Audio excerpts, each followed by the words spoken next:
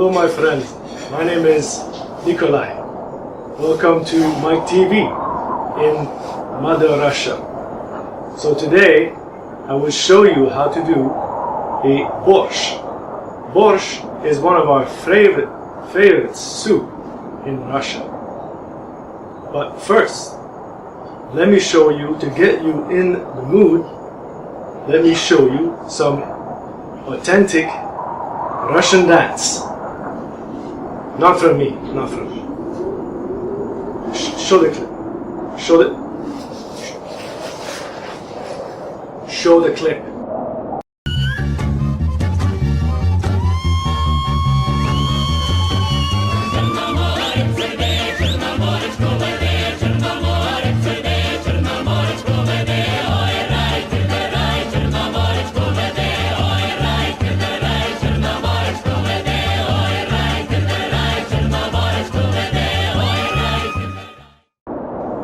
That was very nice.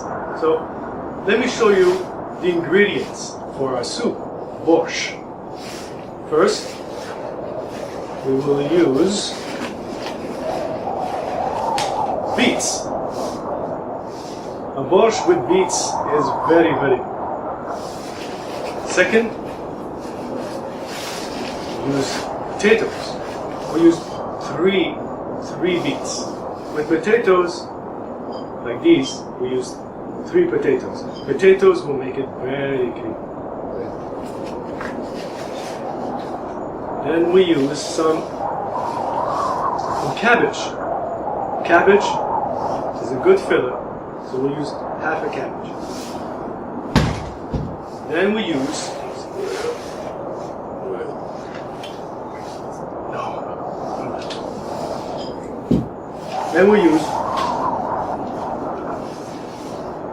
green onions.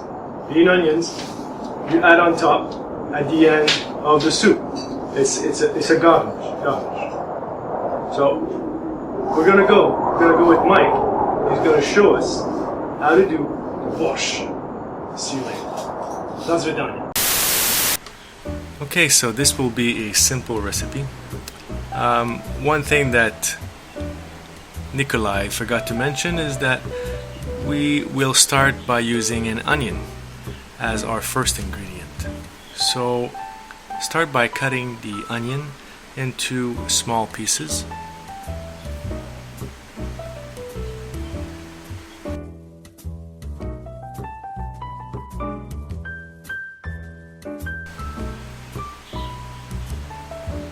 We will be doing the soup in a large pot,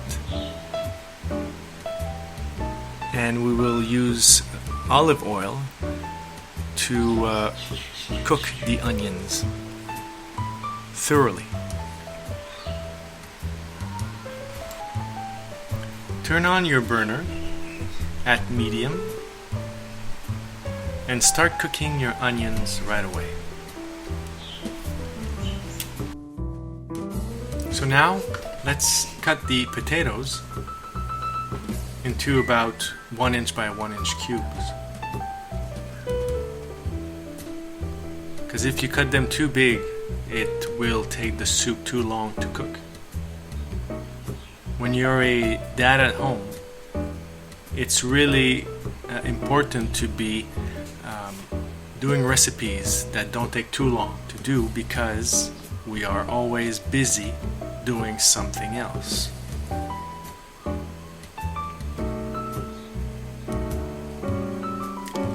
Also, to save some space so you don't always have all your vegetables on your cutting board, it's good to put them in a separate bowl. That way it leaves room to do the rest of the vegetables. Next, we'll do the beets. Cut the tail and the head of the beet, because you don't want to have that in your soup. And once they're all ready, we will be grating them. You can use also a electric grater,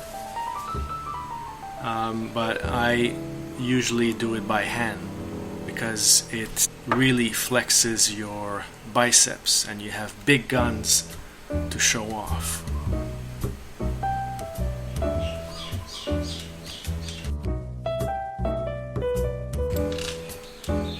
Okay, so now that the beets are grated, next we will be cutting the cabbage. Also, if you find that your onions are cooking a little bit too fast, then what you can do is just take them off of the burner, just put them aside so you can continue cutting the rest of your vegetables. Because one thing that doesn't taste good is burnt onions. You just want them to be caramelized. They basically become transparent. So we're just going to be using half of this cabbage, and I usually cut them in quite large pieces, because once the cabbage is cooked, it all merges with the beets. What's nice about cabbage as well is that even though you cut it into big pieces, it all separates.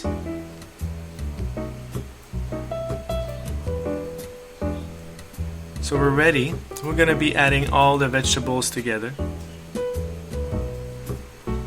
I usually add the potatoes first to be able to mix them with the oil.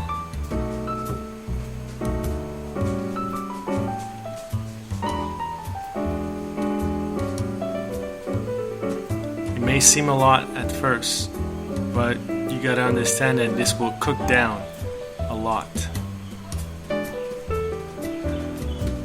So once all your vegetables are added into your pot, the next thing will be to add the water. You fill your pot to almost all the way to the top, maybe half an inch before it reaches the top, because you don't want it to overflow. And then you raise the temperature of your burner to between 7 and 8, or almost to high, just to bring it to a boil. And once it reaches the boiling point, then you can reduce the heat again and let it cook down for at least an hour. Oh, Nikolai. Another thing that Nikolai forgot to mention is that we're going to be adding mock meat in this recipe. Usually the Borscht recipe, the original one, calls for meat, and since we're vegetarian, we'll be adding some mock meats. The one that we're using today is seitan, and it is a wheat gluten fake meat, and you can buy it at your local grocery store or health food store.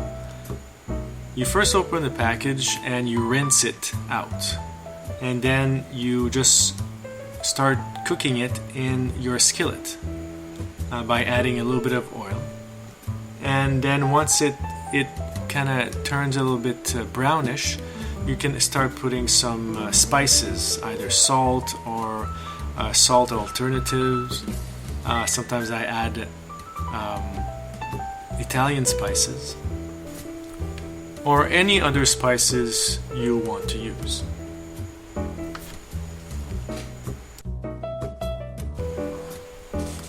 So the soup appears to be ready. One way to tell if your vegetables are well cooked is you try to find one of the potatoes in your soup, and you take another spoon and you push on it, and if it comes apart all soft, then it's a good sign that your soup is ready and well cooked. Usually you can have it cooked down even more than this, but if you're pressed on time, you can serve it as is. Next, we're gonna add the mock meat into our soup that is all well seasoned. If you want, you can let it cook a few more minutes, or you can start serving your dinner in your bowls and let it cool down a bit because it's very, very hot.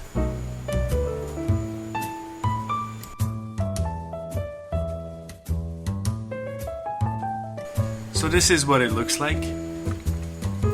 you can add a little bit of sour cream if you wish, and also garnishing it with green onions. I hope you enjoyed this video. And if you would like to see more of these videos, either cooking videos or parodies, please subscribe to the button below. Thank you very much. Have a nice day.